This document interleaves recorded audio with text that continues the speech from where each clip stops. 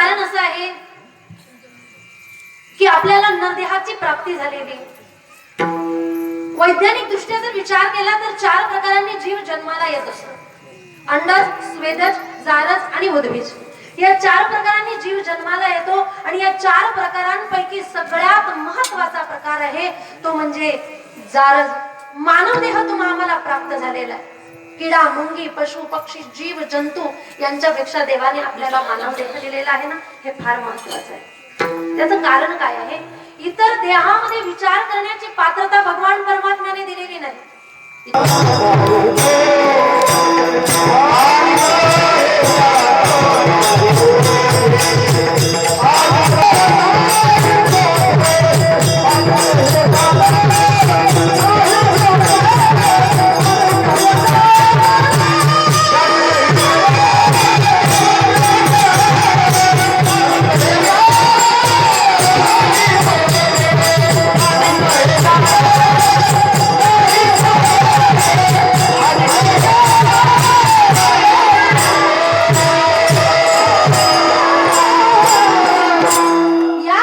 आश्चर्य आहे की या देहामध्ये श्वास चालू असताना सुद्धा भगवत कृपेने प्रत्येक दिवशी आपण पहाटे उठतोय. दिवसभर आलो होता की नाही?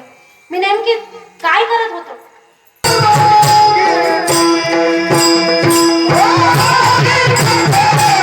देशामध्ये आहे म्हणून हा देश पवित्र आहे, पावन आहे. तुम्ही आम्ही सर्वजण भाग्यवान आहोत की आपण अशा देशामध्ये आपल्याला जन्म मिळालेला आहे, मानव देह मिळालेला आहे.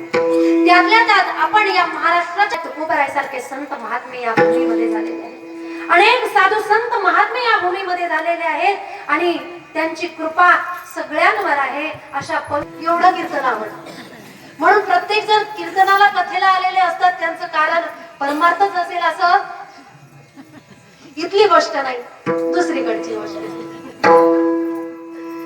काही जण यासाठी येतात बघूया बाईचं कीर्तन येतं की नाही. बीज रोवलेलं आहे आणि त्याचा हा वेल आहे. विठ्ठल विठ्ठल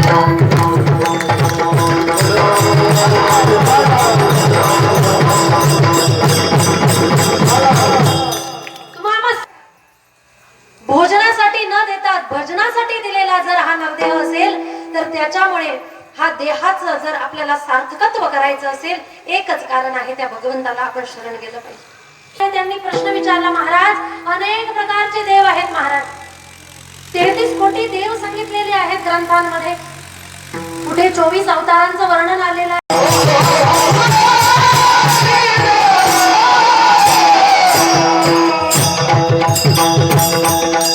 देवाला शास्त्रांचा विचार अंती हाच निर्धार कोणता? तुका म्हणे हाच हेत.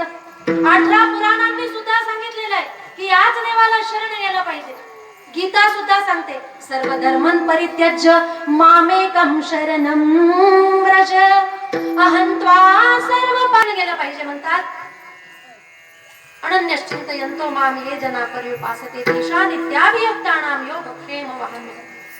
जो माझा होय अनंत कार्य करण्यासाठी लाजत नाही, अभंगाचं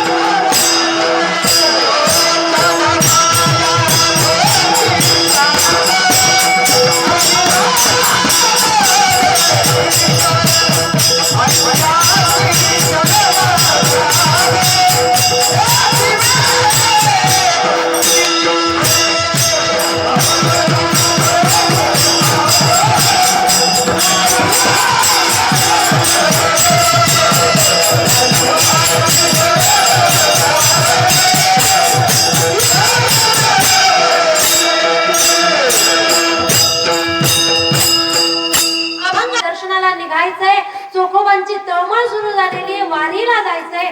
परंतु काय करायचं, आता घरामध्ये पत्नी डिलिव्हरी होणार आहे, तारीख जवळ आलेली आहे आणि वारीलाही जायचंय. दोनही काल खंड एकत्र. बहीण येणार की नाही याची गॅरंटी नाही. बहीण येणार की नाही विठ्ठलाला विनंती करतायत, प्रभू काहीही करा, माझ्या बहिणीला लवकर पाठवून द्या म्हणजे मला निघता येईल. परंतु प्रकार असा घडला की चोखोबारायांची बहीण काही आली नाही आणि अशा स्थितीमध्ये यांच्याही कडून राहुलं जात नाही. शेवटी चोखोबाराय निघाले वारी.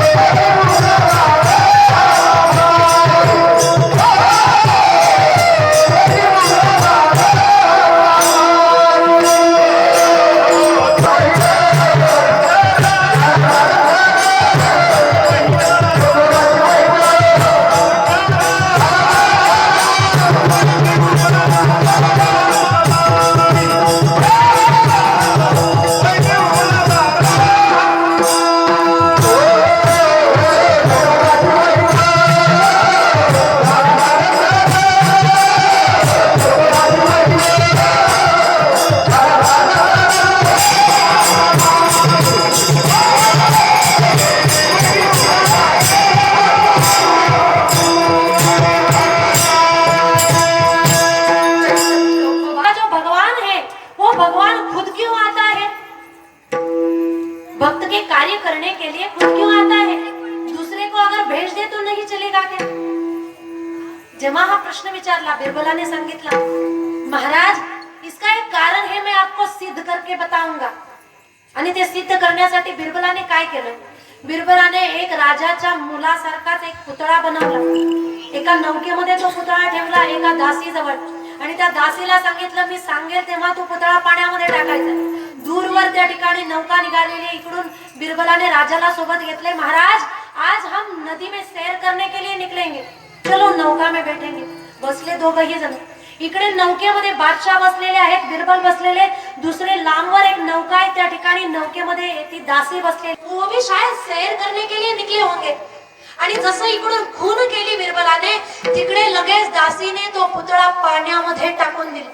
जसा पाण्यामध्ये पुतळा पडला, इकडे बिरबलाने सांगितलं, महाराज देखो देखो, उस दासी ने आपके बच्चे को पानी में डाल दिया, वो मर जाएगा. सांगितल्या बरोबर राजाच्या आजूबाजूला अनेक सैनिक बसलेले होते. परंतु राजाने सैनिकांना उपदेश दिला नाही. राजाने स्वतः नदीमध्ये उडी टाकली आणि पोहत पोहत त्या पुतळ्यापर्यंत गेलेले आणि पुतळ्याला बाहेर काढलं आणि मग म्हटलं, मजाक करते हो मेरे साथ? ये मेरा बच्चा नहीं था, ये तो पुतला था, ये मेरा बेटा नहीं. क्यों किया ऐसा मजाक? आपको निश्चित ही दंड मिलेगा. बिरबल ने सांगितलं, महाराज मुझे दंड मत दीजिए, आपने जो कुछ प्रश्न पूछा था इसका ये उत्तर है. आपके साथ आपके सैनिक थे, लेकिन आपने आया. वैसे ही मेरे भगवान परमात्मा है, भक्त के कार्य करने के लिए किसी और को नहीं भेजते, खुद ही आ जाते हैं. विठ्ठल विठ्ठल.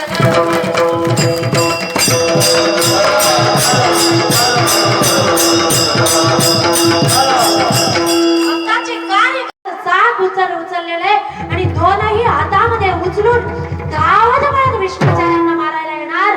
तेवढ्यात भीष्माचार्यांनी हातातलं धनुष्य खाली टाकलं आणि हात जोडले, प्रभू जशी तुमची इच्छा. आणि धन्य आहे माझी प्रतिज्ञा पूर्ण करण्यासाठी तुम्ही तुमची प्रतिज्ञा सोडलेली. भगवंताने प्रतिज्ञा केली होती, मी हातामध्ये शस्त्र धरणार नाही, परंतु भीष्माचार्यांची प्रतिज्ञा पूर्ण करण्यासाठी माझ्या भगवंताने स्वतःची प्रतिज्ञा तोडलेली आहे. हेच उदाहरण तुकोबारांनी दिलेलं आहे. आणि म्हणतात, भीष्मपण केला खरा धनुर्धरा लक्षियले. असा भगवान परमात्मा कोण आहे? आता सगळ्यांच्या लक्षात आलं असेल तो कोण आहे. तो फार छली आहे आणि तो एवढा कपटी आहे की जोपर्यंत तुम्ही आम्ही खऱ्या अंतःकरणापासून